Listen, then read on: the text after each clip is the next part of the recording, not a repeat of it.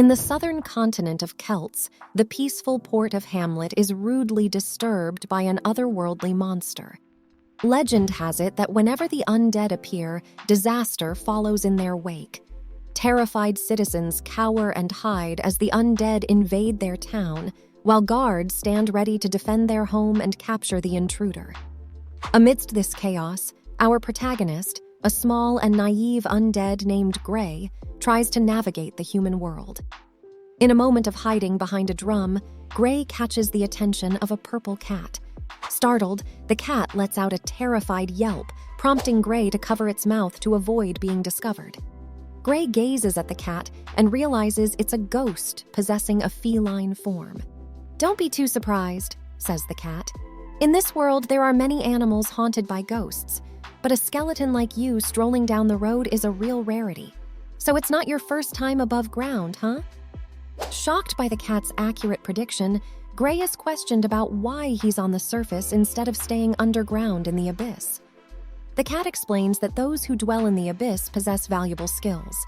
Being a vulnerable newborn undead, Gray pretended to be a skeleton specimen alongside the mighty Lich Brutus to study magic.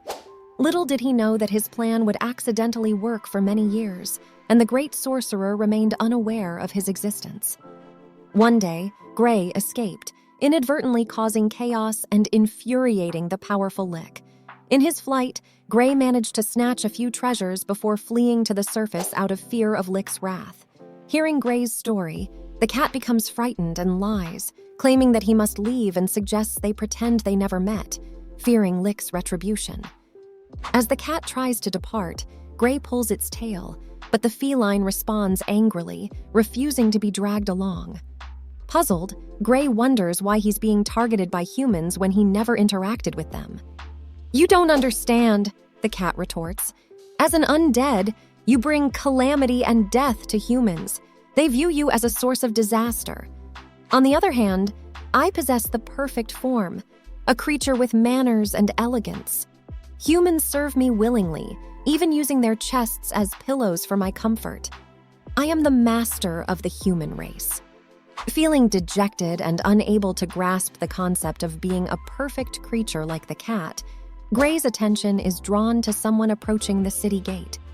It's Iron Berbera, a lovely girl with white hair and blue eyes, a member of the royal family visiting Port Hamlet. Curiously observing the closed houses, Iron finds the city peculiar. The guard of Port Hamlet apologizes, explaining that they are searching for the undead that has disturbed their peace. Interrupted by her guard, Iron decides to proceed with her errands. Gray, puzzled by the respect and admiration shown to these individuals, asks the cat for an explanation. The cat reveals that they are knights, embodiments of justice and light. Whenever a knight emerges, people instinctively rally around them, seeking their protection and the stability they bring to their lives. The cat advised Gray to retreat to the underground for safety, but Gray defiantly swore to become a respected knight. Startled, the cat asked him to repeat his words. Angrily, the cat declared Gray crazy. As evening fell, Gray showed the cat a suit of armor, but the cat dismissed his dreams of knighthood, calling it impossible even if he stole the equipment. Gray revealed a book called The Knight's Guide to Success, believing it held the key. Annoyed, the cat bit the book, deeming it useless. Gray then asked why the cat had exclaimed that a horse is necessary for knighthood. Understanding dawned on Gray, who used magic to summon a skeletal horse named Great Thanatos, much to the cat's surprise. Count Caspar, the Lord of Port Hamlet, was in his castle when Iron Berbera, the Duchess of Becher, arrived. Caspar praised Iron, hinting at a potential marriage between her and his son. Furious, Iron rejected the idea and sought Caspar's help in inheriting the Becher title. Caspar refused and included Iron's brother in the conversation, enraging her further. Iron, believing her father would have supported her, threw her handkerchief at Caspar to seal a vow.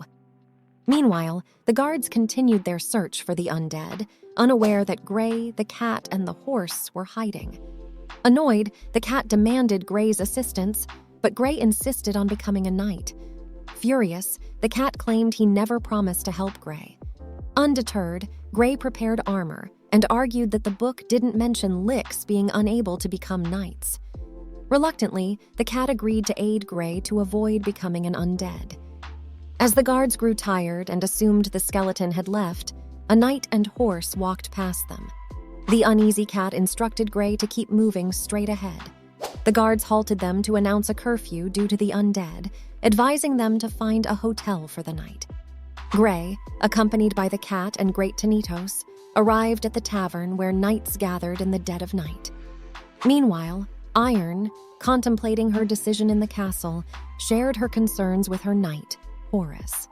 Horus couldn't fathom why Iron would agree to such harsh conditions, and Iron explained that they had no choice due to Casper's influence. Back with Gray, they entered the tavern where curious individuals eyed him, but their boss, Paz, would only accept Gray if he proved his worth. Hungry, Gray ordered food and wine while the cat questioned his funds. Gray suggested gambling to earn money, and he won multiple games, causing the cat to advise him to lose intentionally to avoid suspicion. Ignoring the cat's warning, Gray accepted a challenge from a man who wanted to play for high stakes. After winning the game, Gray attracted attention and faced accusations of cheating. The gamblers demanded his earnings, but Gray, now confident and supported by Great Tanitos, fought back. They defeated the gamblers, impressing onlookers. Meanwhile, Haz, the boss, observed the fight in puzzlement. The next day, news of a tournament spread, revealing that someone had paid handsomely to recruit participants. With Gray and Paz in attendance, Paz believes that Gray's skills can easily secure victory in the upcoming tournament. Iron, wanting to participate despite not being a knight, bestows temporary knighthood upon them.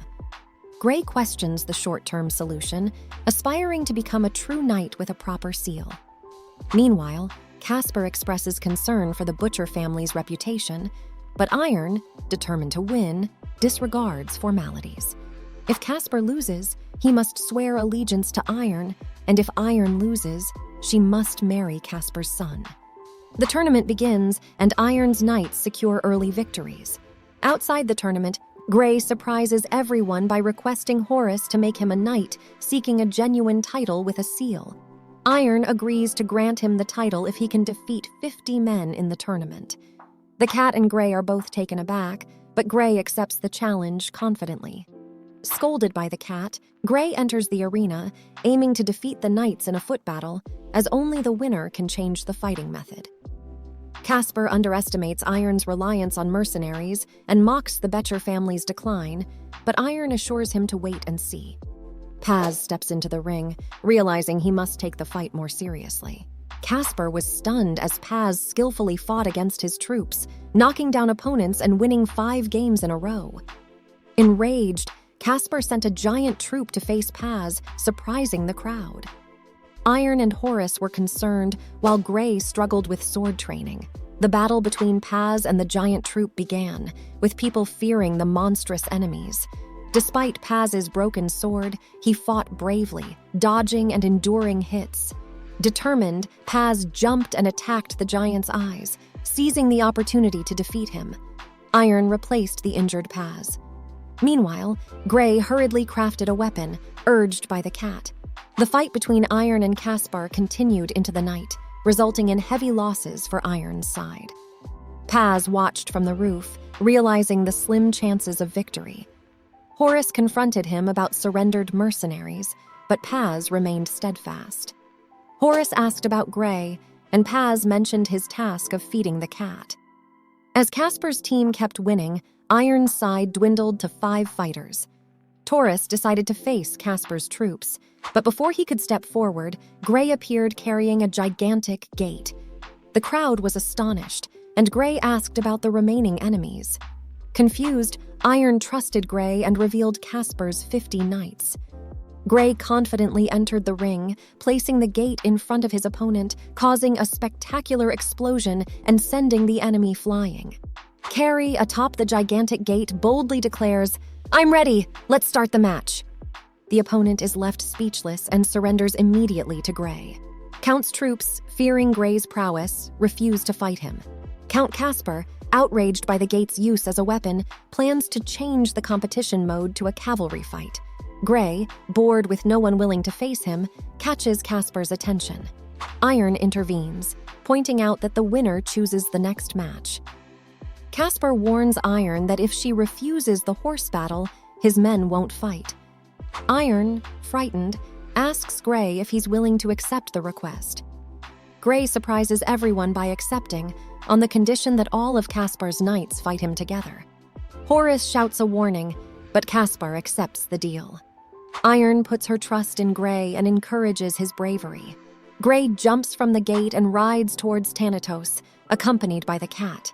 Caspar orders all his knights to face Gray, who remains confident. The opponents attack, but Gray parries their blows. Thanatos proves formidable, stopping their advances. Gray's magic quadruples Thanatos' strength, and they charge at the enemy. Gray's skill at riding and Thanatos' magic overpower the opponents, one by one. Caspar and his troops are astonished, thinking Gray is a monster or cheater. Horace celebrates Gray's victory, and Iron returns Gray's sword. Gray reminds her of his promise to defeat 50 people, expecting the title of knight with a seal. Iron declares that she will fulfill her promise, granting Gray the title of knight with a seal in the kingdom of Isaac. In the realm of legends, a mighty knight emerged, destined to reshape the world. Some seethed with anger, while others erupted in cheers. Oblivious to the commotion, Gray reveled in the gratification that only such a spectacle could bring. Iron, recognizing his valor, bestowed upon Gray the title of the Knight of the Silver Moon, hoping that he would stand by her side in the days to come. With gratitude, Gray accepted and explored the room Iron had prepared for him. Overwhelmed with excitement, he paced around, unable to contain his joy. In his quest for knowledge, Gray turned to books on knighthood, but the ever-wise cat, not ready to sleep, offered his counsel. The pages spoke of knights bestowing treasure upon the impoverished, prompting Gray to inquire about its whereabouts. The following day, Gray showered the castle with gold coins and gems, eliciting gratitude from the masses. Curious, the cat inquired about his behavior, to which Gray replied, "I'm distributing the treasure I found to the poor last night."